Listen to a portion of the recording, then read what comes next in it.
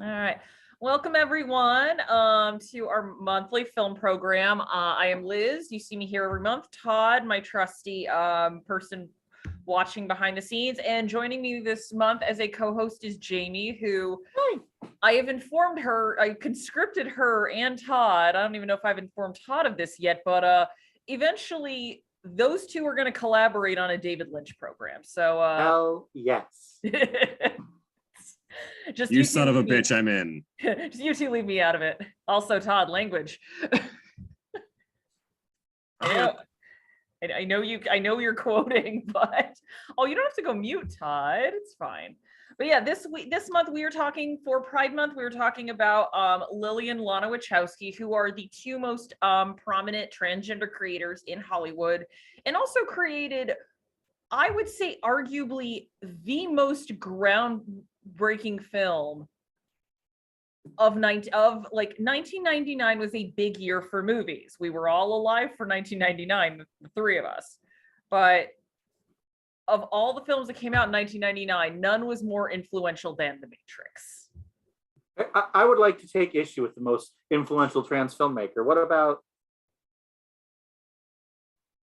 Is this a joke? The person who directed "We're All Going to the World's Fair" is non-binary. Oh, cool. But yeah, Jamie demonstrated there really are not a lot. There are queer voices in Hollywood, but there are not a lot of major trans voices in Hollywood. If there are, they're more on the acting or music. Yeah, there's a lot of trans musicians versus the creative process. And so their just presence in Hollywood is important. And let me pull the PowerPoint up.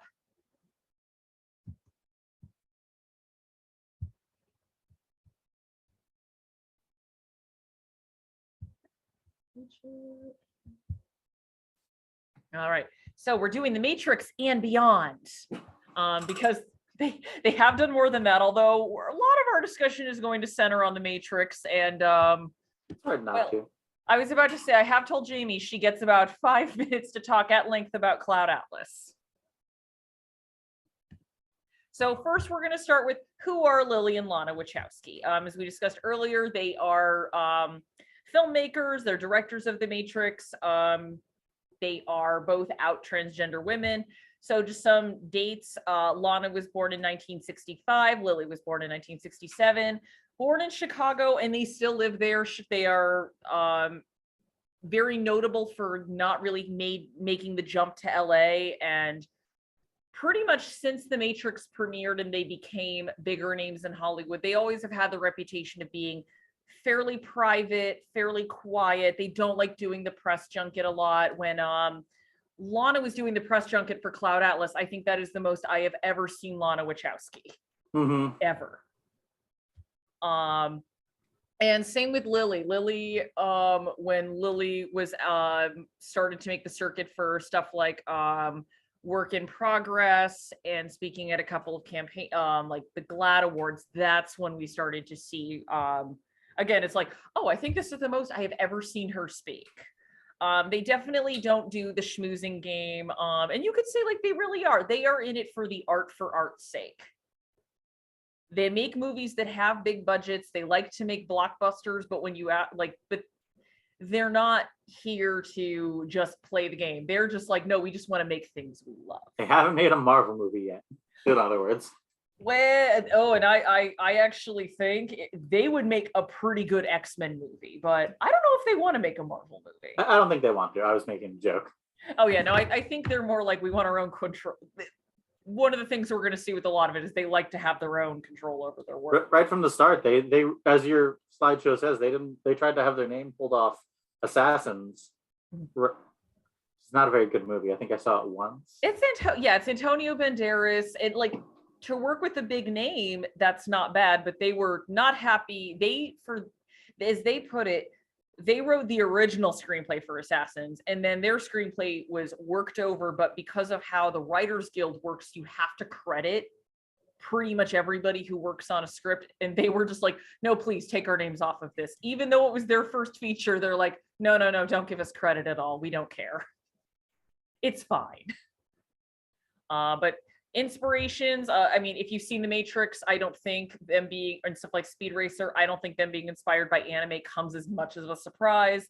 Martial arts films, cyberpunk, video games, and they also really love fantasy. And I'll get into that more when I talk about Jupiter Ascending. They like science fiction, but they do like the blend of the two. And they're also, again, surprising no one, big comic book fans. Mm-hmm. So, I mean, they really are, I think, even more so than someone like, who do we consider to be like the big nerds who became filmmakers? Kevin Smith kind of had that reputation for a while. I would say Steven Spielberg's kind of a nerd who made it big. But if you want to look at someone who is absolutely, I would say, one of us, Lily and Lana Wachowski are one of us, and they just managed to make a big Hollywood movie. Like, we would probably hang out with them at Anime Boston or Kineticon or something. I would like to, yes. Absolutely. I'd love to hang out with them. I would just talk over and over about Sense8 and how much I love the show. And like, what is everyone doing now? Are you still in contact with them? Well, answer is yes, because like half of the cast was in The Matrix Resurrections. The other half was in Cloud Atlas. Exactly. All right, so we're not going to talk about Assassins because they don't really consider that a part of their film work, or they don't want to. So we're going to talk about their first major work, which is Bound, a neo-noir about two ladies who are just best gal pals. Just gals being pals. No, they're not. They're the best of friends. The best of friends. And I think that like with a lot of their stuff, it's kind of easy to, until like I want to say Sense8, it was very easy to sort of overstate the queerness of it. It's very easy to do that with The Matrix, and I'm going to do that with The Matrix. Mm-hmm. I'm going to talk about how trans The Matrix is, and we'll get there. We'll get there. But with Bound, it's really very important to understand that like what other movies that had a lesbian couple positively portrayed who get a happy ending at that point. It was them and Desert Hearts. Maybe Go Fish. I don't remember how Go Fish ends. I mean, well, was the Watermelon Woman out by this point? I believe the Watermelon Woman had come out. It was either same year or the year before, and that's a happy-ish ending. Happy-ish. Okay. Yeah. My point is that like for a movie with actual like stars, Jennifer Tilly and Gina Gershon were names at that point. Mm-hmm. Even though I don't necessarily think they are anymore. It's complicated. No, Gina Gershon, they're both. Jennifer Tilly is still well respected in the horror community, and Gina Gershon still gets work. And I'll say this: of the movies Gina Gershon was in 1996, this is the objectively better film because the other film she was in was Showgirls. Good year for her. Good year for her and lesbian. Yeah. But by well respected in the horror community, Liz means that Jennifer Tilly keeps showing up for those Chucky movies, and good for her. Get paid, Jennifer Tilly, get paid. I don't like the Chucky movies, but they're still chugging along. Good for them. Yeah. And one thing I wanted to point out about this, so when I was reading for this panel, I learned the intimate scenes between Tilly and Gershon were choreographed by a sex educator.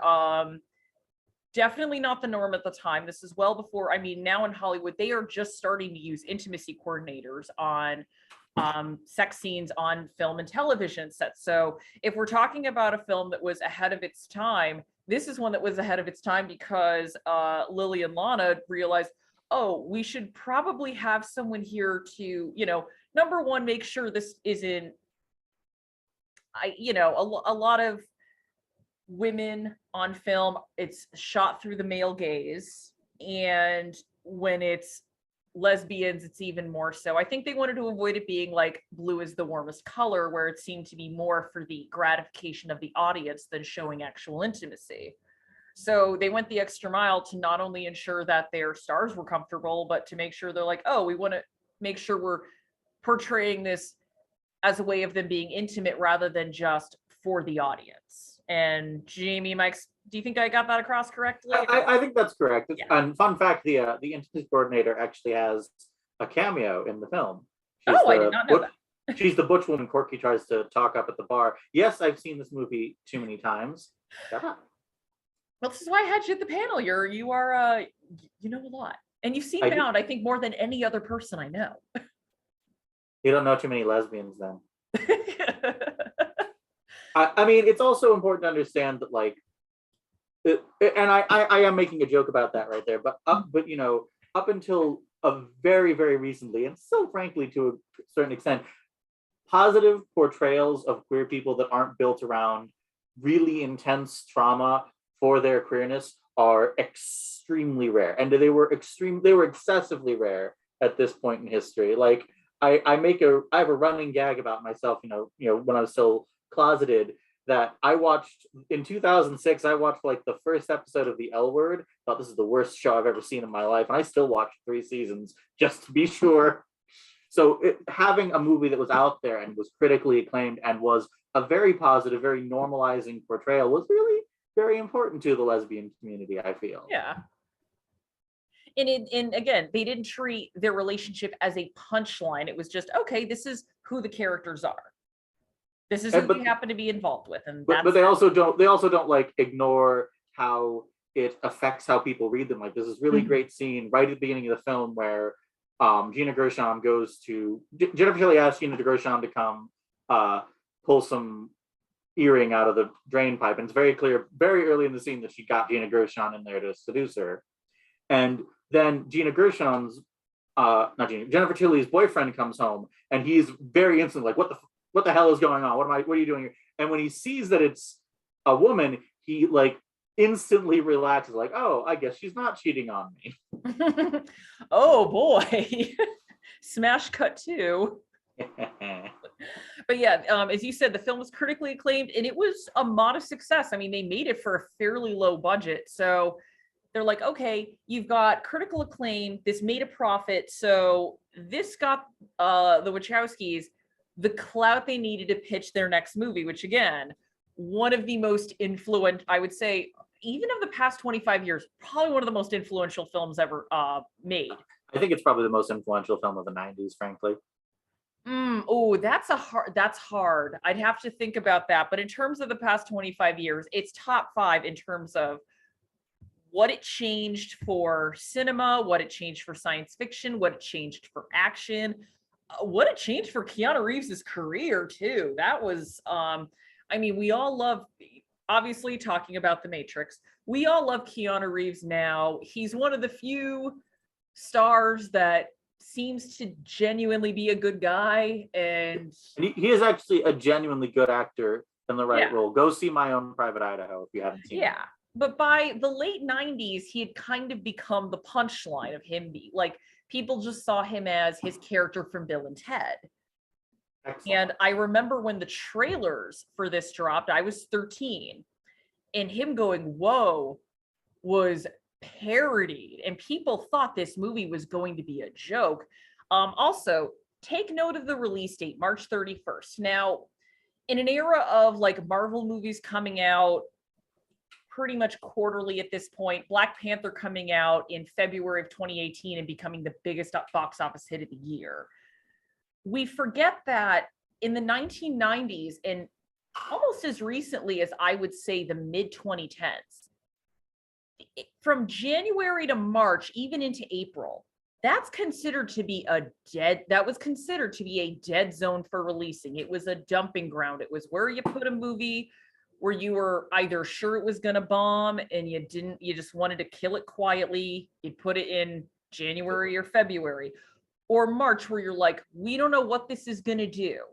Put it in March. It's before summer movie season. We'll see how it goes. This movie comes out and $63 million budget in the 90s. That is a high budget. I mean, although mid-budget movies just don't exist anymore. It is either 10 million or 200 million. And comes out, grosses over $450 million. And this is an original property. It also, again, there was it was a cyberpunk story, which really wasn't told that much. Both Jamie and Todd, feel free to chime in as well. Sci-fi was not in a great place at the end of the 90s. Sci-fi had kind of become either really hokey, or it was stuff like it would be Independence Day, where it was a bit more just like aliens. You already said really hokey, Liz. Yeah, like I like Independence Day, but it's hokey. I was about to say, don't you dare besmirch that film. Any standouts before this were more like indie outliers, like for a film that actually has been compared to The Matrix, Dark City was definitely more like a sleeper hit. They were like really weird out there things like Existence or Altered States, maybe, if I'm being generous. Well, Altered States is way back in 81. If we're talking late 90s, yeah. You might be thinking of Strange Days. That is what I'm thinking of, yes. Which is another grossly underrated movie, but I digress. Okay. But yeah, this is a film that comes out, and could we, with cinema as it is now, could we see a film like The Matrix making that kind of money? Or do you think the studio would try to bury it probably even more than they did back? I don't think Warner Brothers buried it. I think Warner Brothers wasn't sure. I think that this script would go to Netflix now. Oh, that hurts. If I'm being totally frank. I mean, you're right, Al. Yeah, like you look at a lot of R-rated action films, and after a certain point, like The Old Guard or really any spy thriller, they just go to Netflix or to Amazon Prime, maybe to Hulu if you're really unlucky. That or it'd be like an A24 release. Yeah, A24 does them, but A24 is kind of like, maybe like, okay, yeah, we did get Everything Everywhere All at Once this year, and that was a big hit. But everyone was really surprised by that being a huge hit because more serious. Because with action movies, you're either doing like foreign or you're a Marvel movie nowadays, and that's basically it. Or you're going on Netflix. Well, and I think if we want to compare the success of Everything Everywhere All at Once and this, I think it shows that there is always some audience for, I want something new. I want something I haven't seen before. And The Matrix in 1999 was something a lot of Americans had not seen before. It was really influenced by anime, and this was right on the cusp of the second big anime, well, second or third, depending on who you ask. Akira hit America in the late 80s, early 90s, and that gave us an anime boom, but it was more geared towards adults. The 1999 anime boom is when Pokemon happened, and that's when the floodgates really opened, but still. And Sailor Moon. And Sailor Moon.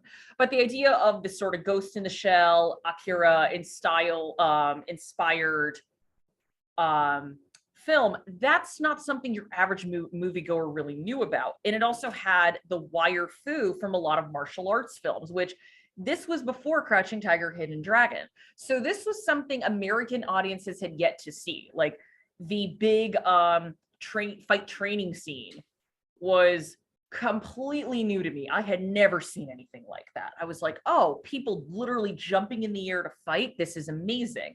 That all came from like Hong Kong action films, which again, 1 year later, we get Crouching Tiger, Hidden Dragon, which is inspired by a lot of the wire fu, inspired by wuxia. So that also helped. But before that, that was The Matrix. And probably because of the success of The Matrix, I'd have to look into this.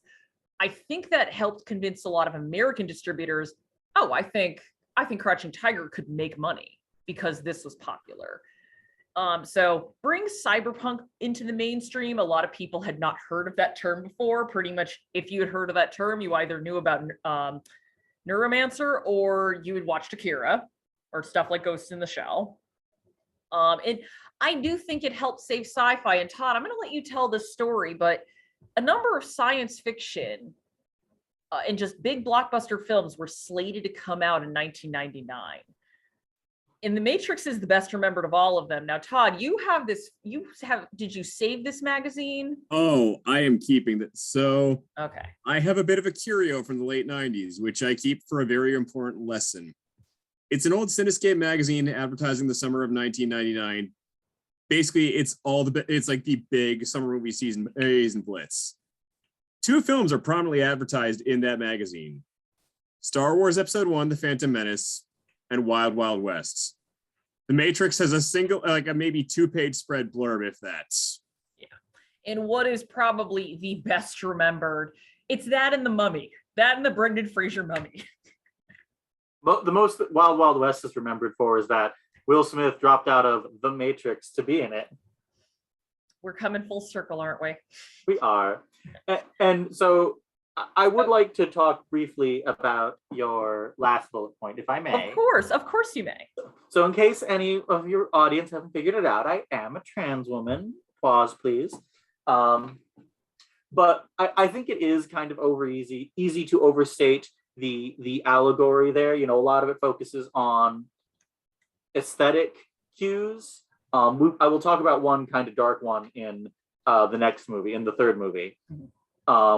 But the main way that the Matrix is a trans allegory is in some minor aesthetic things. You know, there's the fact that you know, there's the take the red pill, take the blue pill scene, and back then estrogen pills were red. Or I personally much prefer the fact that the villain is an old white man in a suit who refuses to call the main character by his chosen name. But I think that we sort of apply their life backwards onto it, because they have both said they didn't know, they knew in the way that you kind of like know that you're trans early, but they didn't have the words for that. They weren't out. They wouldn't be publicly out for much later, and they wouldn't get forcibly outed by. Was it the Daily Mail for Lily? It was a French publication by a trans adult star, trans man, who, in one of the most amusing examples of applying their life backwards, really looks like Joey Pants in The Matrix. Huh. The person who escapes the Matrix, but then sides with the machines. So it's really all coming together here. It's one of the, so I don't want to overstate the transness of the Matrix, although it was supposed to be more trans, because Switch, the character that everyone remembers because she's the only one who dresses in white, was supposed to be a man outside the Matrix and a woman inside it, and Warner Brothers said no. So I don't want to oversell it. It's not, you're not going to watch it and you're not going to get any actual queer representation, at least not until the fourth movie, maybe, if we're being generous. But it is considered a seminal piece of trans media because of the way the allegory maps so cleanly onto the trans experience. Mm-hmm. All right. And we're going to go forward to The Matrix just becoming a phenomenon. So again, as the three of us were alive and around and paying attention to pop culture at this time, we cannot understate how often The Matrix was paid homage to, parody. There's a Matrix parody in Shrek. That's a weird thing to go back to and realize. You're like, oh, this is definitely made in 2001. There were a number of films that tried to ape the Matrix style. So you look at the cover of the Matrix, they all look so cool in those long leather jackets. The Trinity is head to toe in black leather. Not sure how she can move really quickly in that, but whatever, it's computer world, we can forgive it. I think Underworld is the best example of a movie that absolutely tried to copy the Matrix style and forgot everything else that made the Matrix good. Have I seen those movies? You know what? I think that's the best way to talk about the Underworld movies. Have I seen those? I'm not sure. But there was a good 5-year period of a lot of movies, specifically a lot of sci-fi and action, trying to mimic the Matrix style. And the Matrix in the early aughts became its own little mini industry. And it had like an extended universe before the idea of extended universes and connected universes were a thing. So it had video games. There was an animated spin-off. It was actually released on DVD, The Animatrix, which I think The Animatrix is a mixed bag. I think there's a bunch of animated shorts for those of you who haven't seen it, and half of them are some of the best Matrix-related media you'll ever see, and the other half are some of the worst. I think that's a great way to describe it. The Second Renaissance is really good. I forget the name of the short, but the one where these kids just find the house that has a lot of Matrix glitches. That's my favorite one, yeah. Yeah, where they're just like, oh, this is cool. A house shouldn't be behaving this way, but they're kids. They have no idea what world they're in. And then there's the one which is the extended prequel to Reloaded, which is just boring. Oh, the Flight of the Osiris. Yeah, that one's That's bad. And, you know, of course, there are sequels. The Matrix also had some controversy, like, because less than, I think, 25 days after that movie was released, and it was #1 at the box office, it was making a lot of money, Warner Brothers and studios were taking note of this. Columbine happens. And a deal was made, or a big deal was made for a while, that the both of these shooters were wearing long dark jackets, and people were trying to pin that on the Matrix. And of course, that did not come to pass. They also tried to pin that on music and other things. And I mean, everyone wore leather trench coats in those movies because that was the club scene of the late 90s. Yes. And that's something that I think a lot of newer people watching The Matrix would forget, that in addition to cyberpunk, like party and rave culture was a big part of The Matrix, and that's a big part of what they were referencing. So Dracula by Rob Zombie plays in that movie. That song's great. That Matrix soundtrack is great. I still listen to that. I'm like, this is some good late 90s like rock music. By the way, just to jump in quick, the glitching house story was Beyond. Thank you. And it revitalized, something we don't see much of anymore. It showed R-rated movies can make a lot of money, and it revitalized R-rated science fiction, which was, again, kind of like on the indie scene after a while. Dark City came out in 1998, which is a great movie, but did not make a big splash at the box office. And, as I recall, it bombed pretty hard, frankly. Oh, yeah. I mean, Roger Ebert was there to champion it, but that only did so much. And again, it's like, okay, sci-fi doesn't have to be aliens. It also was very lucky because the internet was starting to get a little bit bigger, and not just this weird thing that you would see in like that Sandra Bullock movie, The Net.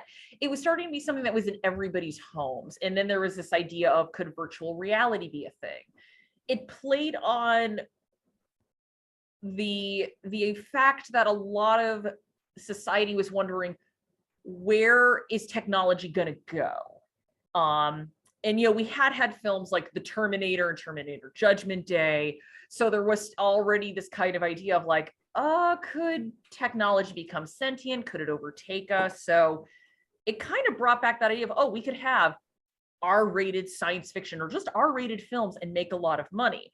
Actually, Matrix Reloaded was the highest grossing R-rated film, international gross, because if you were to look at just domestic, I believe Passion of the Christ still holds that for domestic, but international gross, Matrix Reloaded was the highest grossing R-rated film until Deadpool in 2016. So it held that record for 13 years. So again, I don't know if anyone younger is watching this, but if take it from us, some people who were teens, a little older when these movies came out, this was a full-fledged phenomenon. And again, interesting to look at what everyone was looking forward to in 1999. No one saw The Matrix coming and just becoming the cultural touchstone that it is. Mm-hmm. While we're on that, now let's get to the sequels, which, Jamie, you said you're going to defend some of these. The Matrix sequel defender has logged on. All righty. So I am going to be a little so I want to preface this with that the Matrix sequels are not very well regarded by the fans of the franchise as a whole. As you can see by my bullet point. As you can see by Liz's bullet point. I think they do have a lot of issues. I think every filmmaker has their issues, and I think Lana and Lily's, especially when they're together, is big issue, or especially when they're apart, big issue is that their movies tend to be overlong and a little overstuffed. Both of these movies have them in spades, especially when I and a lot of other people think they work a lot better as one continuous story rather than two separate movies. Mm-hmm. I don't necessarily think they're all good. There's a lot of it that doesn't work. Though I'm going to say there's a big freeway chase scene towards the middle of the second movie of Reloaded that is just rules. All-time bet. Action movies that are objectively better would kill to have a scene that good in them. Oh yeah. There's a lot in Reloaded that I like. I think the good in Reloaded outweighs the muddled stuff. It's Revolutions where I'm like, tagging out. I think that they are thematically interesting. I think that they have a lot of really interesting stuff to say about the nature of free will that kind of gets overlooked because it kind of gets buried underneath their length. And I mentioned that there's a kind of dark parallel to the trans storyline. There's a very, if I'm being honest, kind of overlong sequence in the third movie where Neo is trapped at a train station that hits a lot harder when you know that Lana had a dysphoria-induced suicide attempt at a train station when she was a teenager. And maybe that's me inserting too much of myself into these films, but you know, I think art is like that. You can get a little too into them. But yeah, it's the one thing I will always give Matrix Reloaded specifically credit for, and I guess by extension Revolutions, and this gets a lot of flack from people, I love the scene with the architect at the end of Reloaded, where he essentially just tells Neo, oh, you think you're the first one? And you think you matter? Yeah, you think you're the first one to do this, and oh, you think we didn't plan this all? It's such a good like really twist in that hero's journey, and especially when you look at how American films like to do the hero, the one hero to save us all. You have this twist where it's like, actually, no, this has all happened before, and you're just another program that we've anticipated. It's such a great way to, I think, end that film. That kind of like, oh, all right, that's a lot for me to think about. I feel just that Revolutions really just fumbled that ending. I will say that the guy, so there's a plot point where Hugo Weaving's villain can take over people's bodies, including one dude who leaves the Matrix. Mm-hmm. The guy who plays him is doing a top tier Hugo Weaving impression. Top tier. No, he is. And I mean, if there's one thing that Revolutions was good for, it was that meme of Hugo Weaving's laughing face. Hugo Weaving is having a ball in those movies. I love him. Oh, he is. No, Hugo Weaving is great. Hugo Weaving is just an all-time awesome man. But with the, you know, regardless of how people felt about the sequels, the Matrix sequels made money, and you know, Lily and Lana were like, well, what do we do next? So they take a break from directing to speaking of films that have been hijacked by people that Lily and Lana really don't like, we're going to talk about V for Vendetta. And now, V for Vendetta is a movie I actually have mixed feelings on. So I saw it in 2006. I really liked it. And then at the recommendation of someone, I read the graphic novel it was based on and was like, oh, so this movie is definitely a very Americanized version of that story. And I believe Alan Moore did watch it and he was not a fan. So if you're not familiar with the graphic novel V for Vendetta, it is Alan Moore, who wrote Watchmen, League of Extraordinary Gentlemen. He unfortunately has a history of his films being adapted into bad projects to the point where he still watch them. I'm going to say again what I've said. It is the best movie adaptation of an Alan Moore comic. It is. I agree. And that's all I'm going to say about that. Yeah, no, I it's one of those where I agree, but Alan Moore's, while the film takes place in Britain as well, you can definitely tell it is influenced by the Bush era, by the war in Iraq, by post 9/11 fear and paranoia. So it also strips away a lot of the ambiguity. Yeah, and it's a very American film that's set in Britain, whereas Moore's graphic novel is it is very explicitly against the Tories, against Margaret Thatcher. And Alan Moore's complaint was they took a British work and just made it American, and it doesn't work. And on his point, I think he is correct. But if I am judging the film just as the film, I still think V for Vendetta is really good. Hugo Weaving is great in it. I love Stephen Fry in it. He's not in it a lot, but I love his character. Natalie Portman's amazing. Everyone loves Natalie Portman. Natalie Portman's great. I love her. Everyone leave her alone. But it's still one where if it's one where it's like, once I knew the source material, though, I started to see all the like, yeah, this is definitely an American take on this story. And I think there's a place for it, but if I'm going to judge it as an adaptation, I'd probably give it a B-. But if we're grading it on the curve of Alan Moore adaptations, A+. Yeah, A+ until the Watchmen series came along on HBO. Though those two get A's and everything else is just like no thanks. So moving on to one of my favorite films of theirs. A film that I have championed since 2008 and the world caught up with me, Speed Racer. Speed Racer. Yeah, so if you are not familiar with Speed Racer was a Japanese anime, or just an anime, but a Japanese animated series from the 1960s. It was one of the first anime to come over to the US. It was dubbed. The dub voices were very silly. It's very cartoony, even for an animated show. But Lily and Lana grew up watching it. They have a deep love for this series, and they're like, we want to make a live action version of it. When it came out, I think a lot of people, both the audiences and critics, weren't quite sure what to do with it or what to make of it. Because some of the critiques I saw were, this is too cartoony. But I watched it and I'm like, I've seen Speed Racer. They're doing Speed Racer. Speed Racer is cartoony. Like, if you watch the film and see even how the characters speak, they're mimicking the way that the dub actors talked. It is next level great. And also the chase scenes are fantastic. It is a great visual movie. Mm-hmm. I will say, as a warning, and as a technical note, the I don't know exactly what they did, but the thing they do where I think it's split diopter, where they have multiple things at different focal lengths in focus at the same time, is extremely impressive, and also very often disorienting. Yeah, and I think people have said, like, there's a lot of flashing lights, so if you have light sensitivity, this may not be the film for you. But it's a fun movie, and it is a loving tribute to Speed Racer. John Goodman is so good as Pops Racer. Susan Sarandon is great. Christina Ricci's, like, everyone seems to know what movie they're making, and they know that they're like, it's like critics and audiences expected this movie to be serious, and I'm like, well, yes, there's serious aspects to it, but it's Speed Racer, you guys.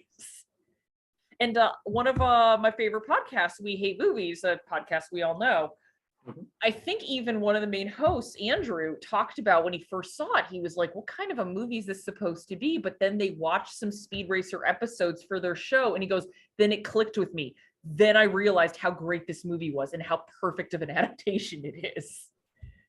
It is both an upgrade of Speed Racer and a love letter to the cheesy cartoon they watched as kids. And again, some fantastic action sequences too. And it has finally been like reevaluated. It's a cult classic, and it's looked at now as one of the best live action anime adaptations, especially in the United States, where I think it's the only one that's well regarded at this point. Well, there's that in Alita, kind of. Oh yeah, no, Alita's good. Okay, so we have two. And Chronicle... Alita's good. And Chronicle, I guess, if you want to count it as half of an Akira remake. We don't. We don't. I kind of do. I see Chronicle as bad as Max Landis turned out to be. He did see, like, okay, I like this movie, but what's going to transfer to the United States? Okay, I'm going to extract this part. And I thought it worked fine. But yeah, if you've not seen Speed Racer, go see it. I mean, if we're gonna get that loose, we might as well count like Black Swan or Man of Steel. Okay, all right. We do not have all the time in the world for that, because we have to move on to Cloud Atlas. But first, we do have to address Lana's transition. So Lana's transition had been rumored. I remember when the Matrix sequels were being made, hearing some stuff about it, and I didn't quite know. I had an idea of what it was, but what was going around the gossip rags was they used the term cross-dressing. And I even remember Mad Magazine kind of making a joke about that. I'm pretty sure the writers of that look back on that and go, oof, not our finest hour. But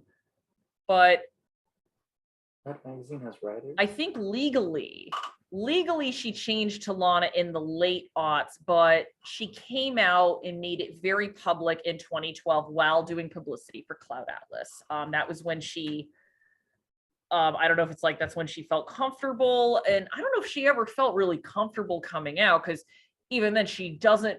I know I see her more on the red carpet now. She seems to be a little bit more open, probably because she's like feels more comfortable with who she is. She's like, oh yeah, I can be myself now. This is great. I was gonna make the point that, like, if you compare how often I took selfies pre-transition versus how often I took selfies post-transition, the reason why Lana might not have wanted to go on the red carpet before that makes some sense. Wow, it's almost like when you're living you're living the life you want, you're happier.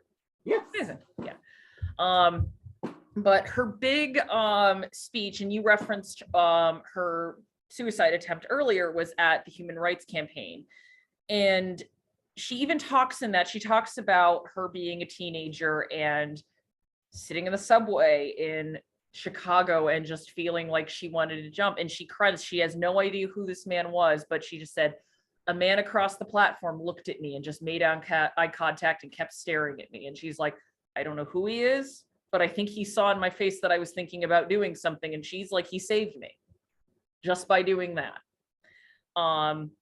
But she was still nervous to come out and talk. But I've used that quote here, but she's basically, the reason she came out, the reason she went public is because she wanted to give other younger people who are trans or who are just questioning this idea of, I'm out here, I made it, you can too. And also it's just this idea of, oh, someone like me can be successful, can make it out. And I love that. I wanted to be a filmmaker, but I couldn't find anyone like me in the world. And it felt like my dreams were foreclosed simply because my gender was less typical than others. If I can be that person for someone else, then the sacrifice of my private civic life may have value. And that last point is a real big thing to keep in mind, because again, this was something that had been circulating in Hollywood gossip for years.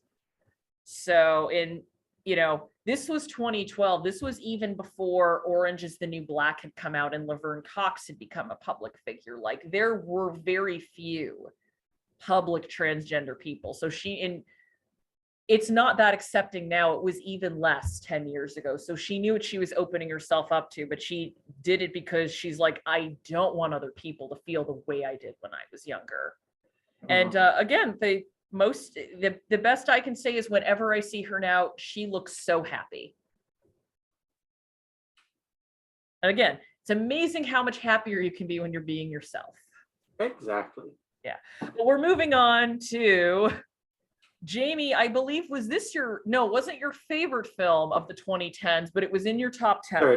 Third. What was your third? Cosmopolis, Inside Llewyn Davis, Cloud Atlas. Okay. Maybe fourth with Annihilation, depending on how I feel about Annihilation. But I at first was like, maybe I'll watch this movie, but the 3-hour runtime scared me away. You were the one that said, nope, watch it. It's amazing. And you were 100% correct. 100% correct. Mm-hmm. But I'm kind of correct. So Cloud Atlas, the discussion around Cloud Atlas kind of gets hijacked by the fact that the story takes place across 6 different time periods with 6 different sets of characters, all played by the same cast.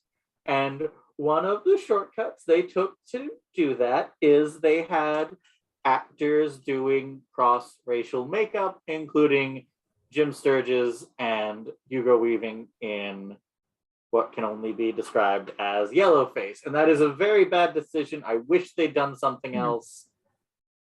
But if you can get past that, if that is something you can't get past, especially if you're Asian, it's not my place to say that's okay or not. If you can get past that, I think the movie is incredibly deep, incredibly complex. You could teach an entire semester's film class on editing just on this movie, just on how it cross-cuts between different time periods and still manages to keep track of the action better than a lot of action movies nowadays. It's a very beautiful film. It's an incredibly acted film. Tom Hanks, particularly, this is probably his best performance of the last 10 years, in my opinion, especially in the final storyline and the future storyline that he's in. But it is a very complex film. It is 3 hours. But, what else are you going to do with 3 hours? You should still be indoors because of COVID. No, but it is 100% a beautiful, beautiful film, and would recommend. # would recommend. And I do know there was that controversy when it came out. I think most people, since it clearly was not intended with malice, it was not intended to mock. I don't want to say it gets a pass, but it is it is not reviled the way, say, a film like Soul Man is. Yeah. I think the way most people look at the way you do, where you're like, that was not a good decision. They should have done something else. And and most of the people, I don't know what else they would have done, because most people who say it are people who haven't seen the film. Like, well, they should just cast different people. I'm like, yeah, but there are moments of the film that aren't going to land if you do that. And there are, like, not to say a small defense, but just to clarify, they had Duna Bay, a Korean actress. They put her in makeup to make her look European. Same with Halle Berry. Yeah, so they kind of it was everyone across the spectrum, but it is this one where you look back and you're like, just with the history of Hollywood and whitewashing, it's just one where it's like, not a great choice. I think even Lily and Lana have kind of talked about it and just said, like, yeah, we listened to the critique and we're like, you all are right. But it is a wonderful film. I think one of the most underappreciated films of the 2010s. It's one of those films that I think they're my favorite kind of films, that appeared on both a lot of people's best of the year list and some other people's worst of the year list. And frankly, those are the best kinds of films, because anything where everyone's just like, yeah, it's okay, is usually a very boring film. I don't know. Everyone was all on board with Paddington 2, and that movie is a wonder, is amazing. There are exceptions. Yeah. But as a rule, I'm pretty sure, and that could count, because I'm pretty sure Armand White put it on his worst of the year list. Well, Armand White's a troll at this point. Look, if Nicolas Cage and Pedro Pascal can see how great Paddington 2 is. But no, yeah, 100% watch Cloud Atlas, and I will always be thankful to Jamie for pushing me to see this movie. And fun fact, if you are paying attention, in each of the films, the story of the one farther back behind in time of it is a story in the universe of the film, which is very important to the main theme of the movie. Mm-hmm. So moving on to the one I'm going to defend.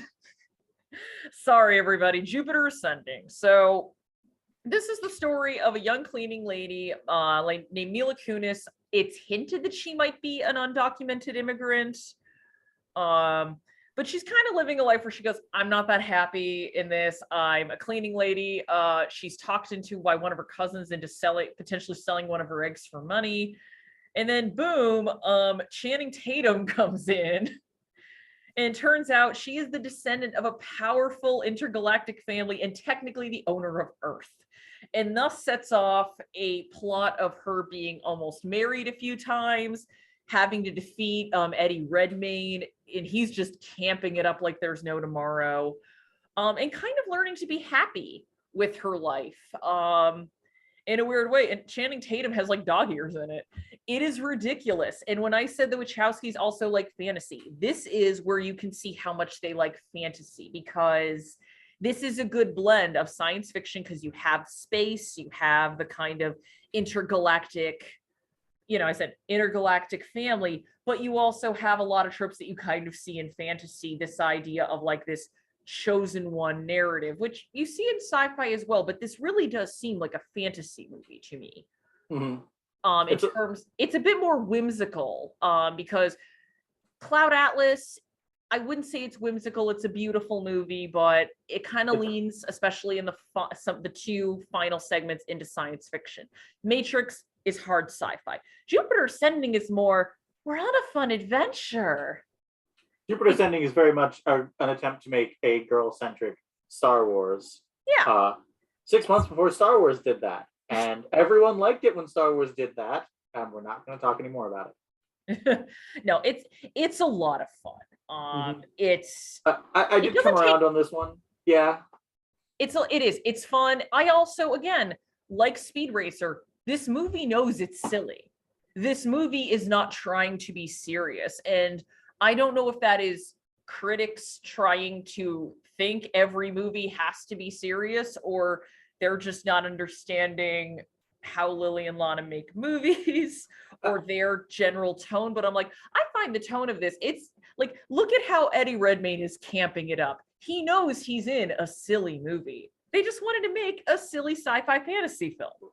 without wishing to be, I think that without wishing to be too on the nose about this, I do think, I was talking about this with some friends of mine. There's a TV show on Netflix about lesbian vampires, basically. Mhm. And my opinion is, and some people were getting kind of like, oh, well, it's so cliche. And I said the same thing that I said after I rewatched Jupiter Ascending, like, yeah, but why do we only get up in arms about cliches when they're girl movies or gay movies or both, God forbid? I think that there is a tendency to push back against things that we would normally just roll with if they were. People are harsher to queer movies and to female-centered movies and to non-white movies, is my point, I guess. No, I definitely think you're onto something there. They're judged a little bit harsher. It's like, why can't you entertain me the way other movies? I'm like, I don't know. I found this movie plenty entertaining. It's, again, I just say sit back and embrace the silly. Because the movie embraces the silly. I mean, the movie's got Channing Tatum and dog ears. Of course it's silly. Probably shouldn't have gone with that. That was a silly decision. That was like a bad decision. Because it leads to some questions about that romance. You know what? You're right about that. It's probably, other than Black Swan, the best Mila Kunis has ever been. What about that's Megan Fox? Never mind. Okay. You're gonna say Jennifer's Body. I was gonna say Jennifer's Body. How did you know? Mila Kunis would have been good in that too, but I mean, Mila Kunis is amazing in Black Swan, but she's really good here, and it's one of those like she should get more opportunities, and she has a face that's kind of made for the sci-fi fantasy stuff. She's put in a lot of beautiful clothes and outfits, and she wears them beautifully, and I'm just like, oh, I know exactly what type of movie this is, and I'm fine with it. So yeah, again, pretty much every movie has a defender, and I am Jupiter Ascendings. So we are getting to probably, other than The Matrix, my favorite thing the Wachowskis have made, and that is the Netflix series Sense8. Sense8 is about, there's 8 people. They were all born same date, same time. They're all 21 when they are awakened. So they can access, 8 people from all different parts of the world. There is a bus driver in Nairobi, Kenya. There is a gay actor in Mexico City. There is a kickboxer in Seoul. There's a transgender activist in San Francisco. There's a religious Hindu scientist in India. But they all one day realize, oh, I can see into what these other people are seeing. They can access each other's skills. They share a mental and emotional and sometimes physical connections.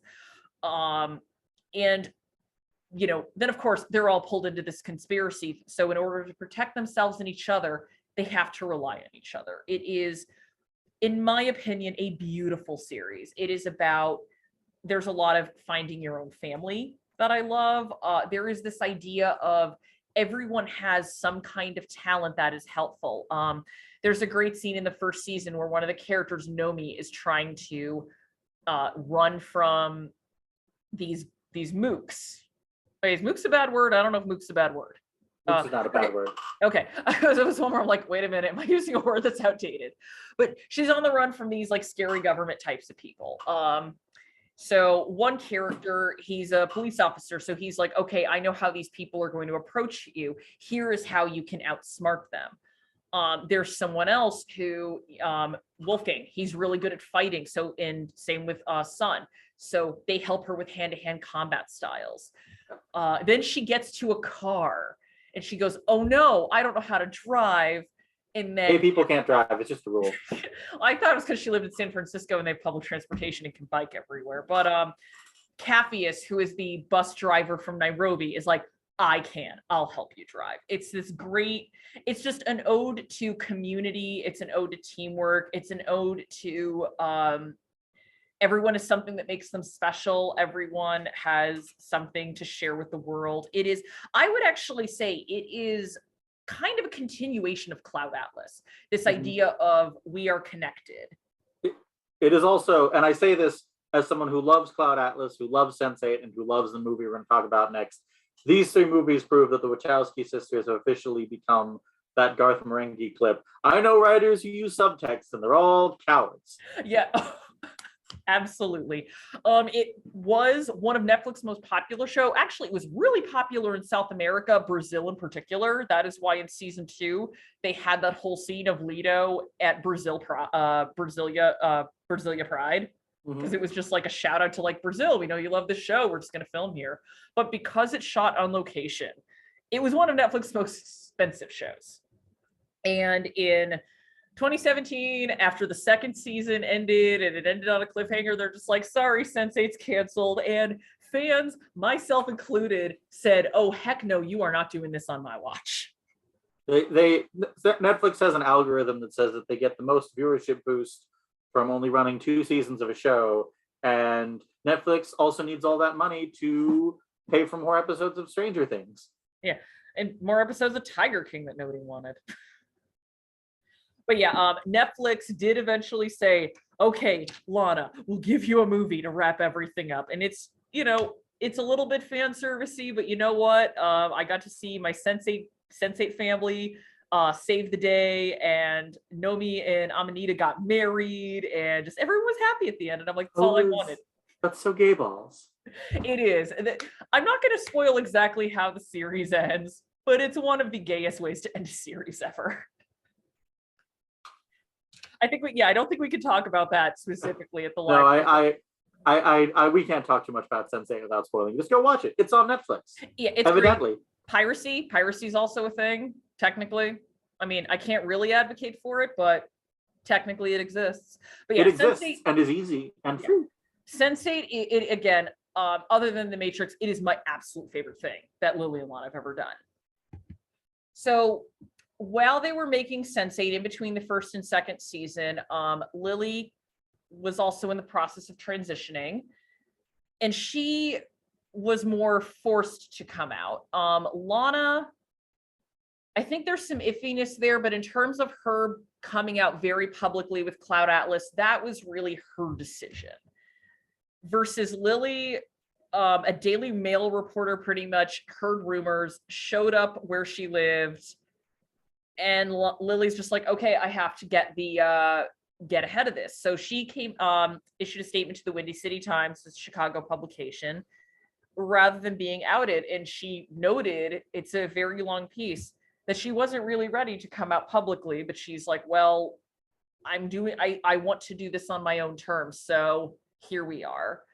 What is it with British tabloids? Like between that and what happened with Rebel Wilson last week, what is it with British tabloids and just being utterly awful about queer people? I mean, they're awful to everybody. The fact that a few are owned by the Murdochs kind of says part of it. Yes. I mean, sorry, go ahead. Like, didn't Princess Diana die running away from the British paparazzi? Yeah. Yeah, no, they're so she came out in March of 2016, and again, her statement is very long, but there is one excerpt. I said, I'm one of the lucky ones. Having the support of my family and the means to afford doctors and therapists has given me the chance to actually survive this process. Transgender people without support, means, and privilege do not have this luxury, and many do not survive. And that's something you see with both her and Lana when they talk about their transition. And they do try to be like, can you ask me something else? Because I do a lot of other things. But they do often talk about, they're like, no, we're lucky because we had parents who supported us. We had family and friends who supported us.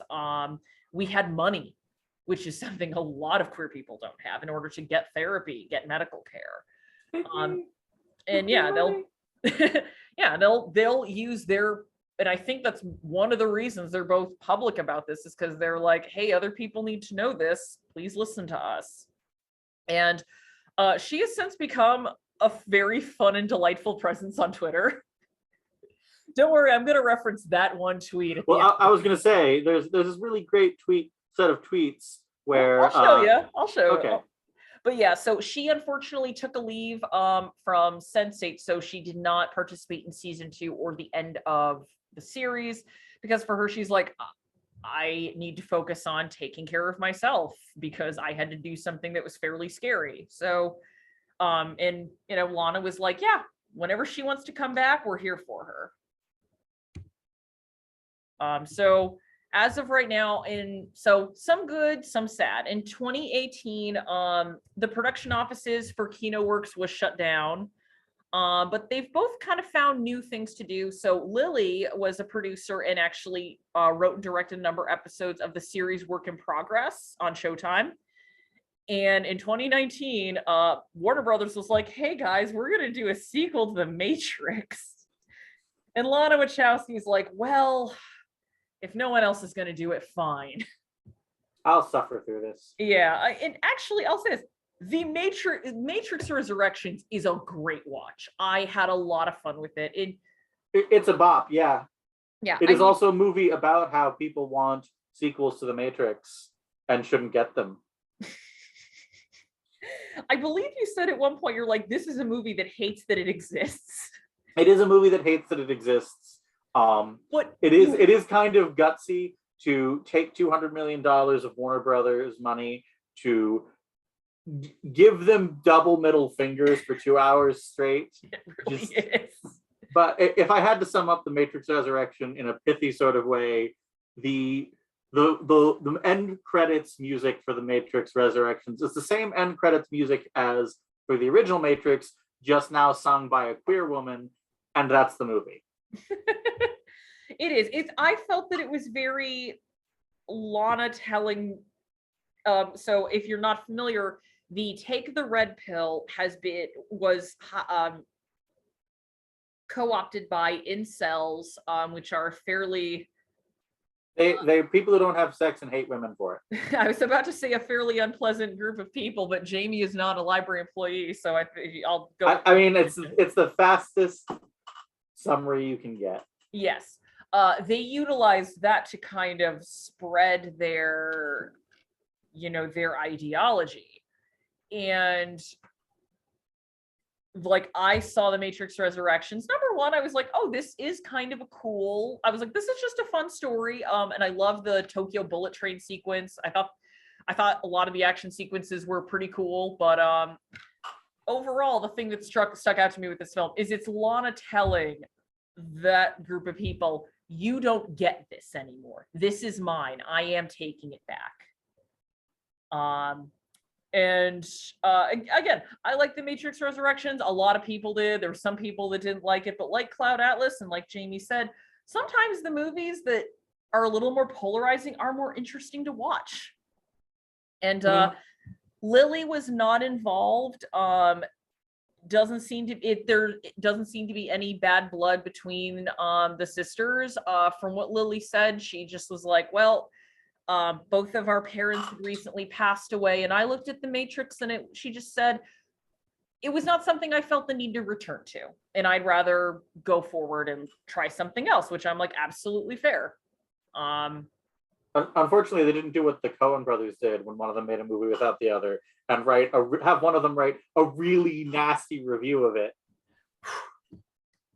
I did not see that. Was that about the tragedy of Macbeth? Yeah, Ethan wrote a really sarcastically nasty review of it for Medium. It was very funny. I don't know. Well, I think I sometimes when it came out that Lily was not working on this, I saw some people in the press were trying to like pit them against each other. When it really was just, Lily looked at it and said, you know what?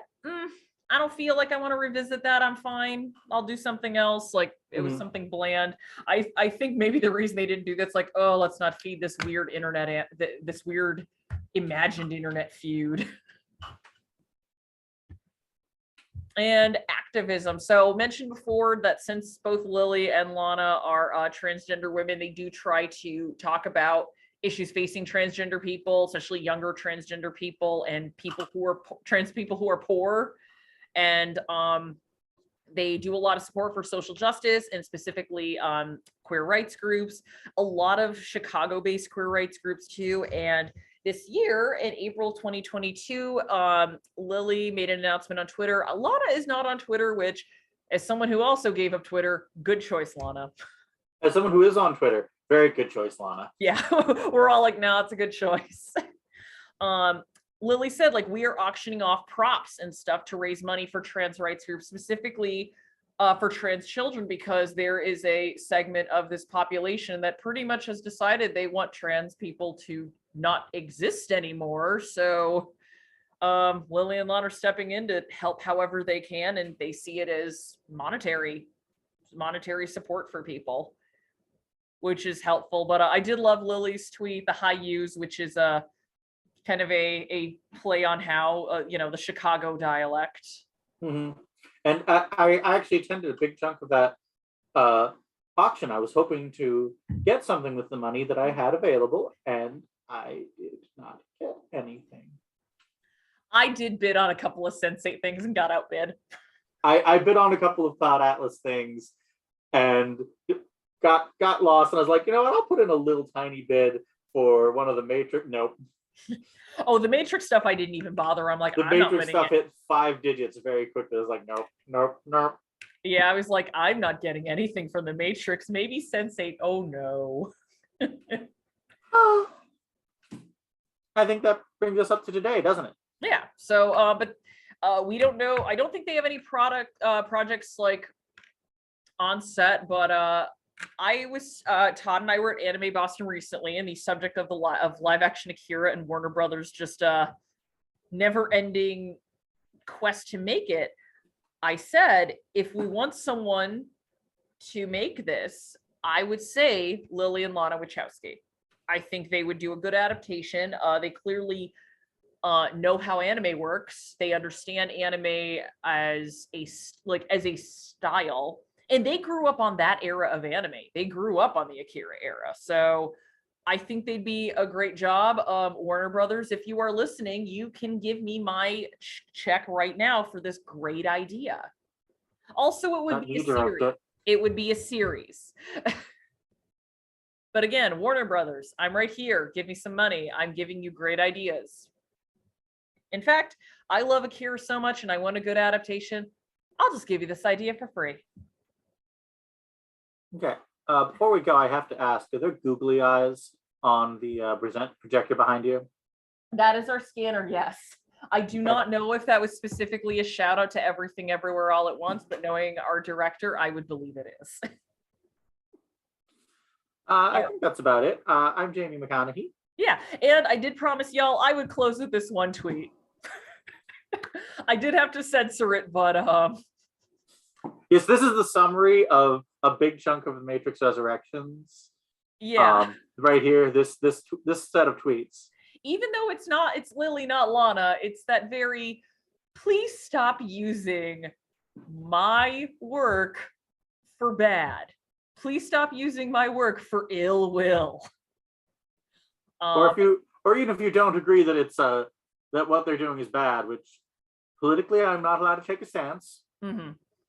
At least stop using the work of a trans woman to attack trans rights. It's bad. That too. Don't do that. That is very bad. You don't get to attack us and then enjoy our art. No, absolutely.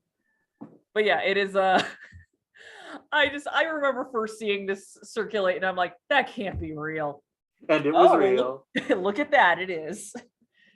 Because I'm at the point where when I see most things on the internet, I just assume it's not really happening.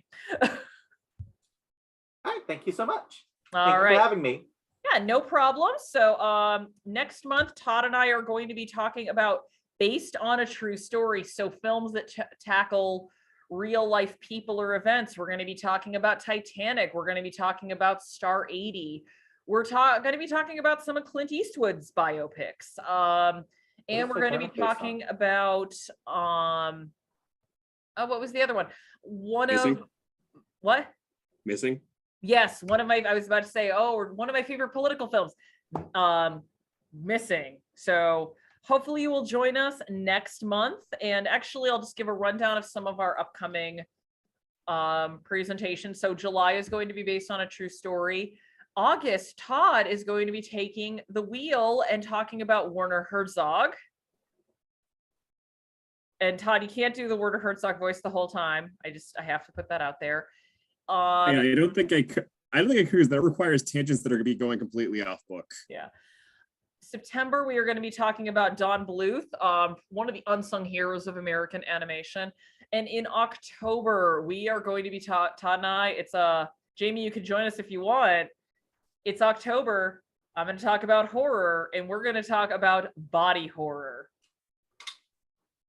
So get your Cronenberg on, everybody. And go see Crimes of the Future if you haven't. I want to. Waiting for a friend. All right. It is every Cronenberg thing you've been missing for the past decade or so. That's a great way to describe it. And with that, I will say good night, everybody, and thank you to Jamie for joining us tonight. Always a pleasure. All right.